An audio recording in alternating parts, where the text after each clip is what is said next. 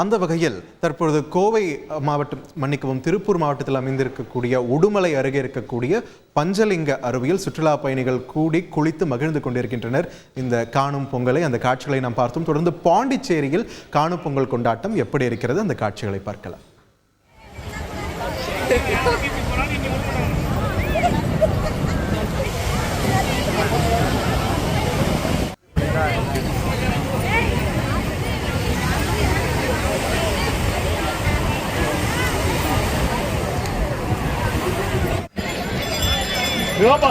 Parking உட்காருங்க, போங்க குழந்தைங்களா பார்க்கிங் இங்கே வராதிங்க.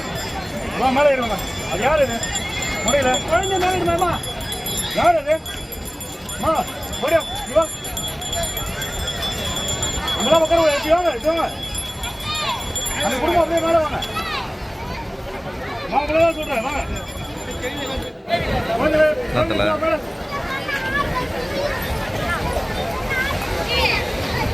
தம்பிடா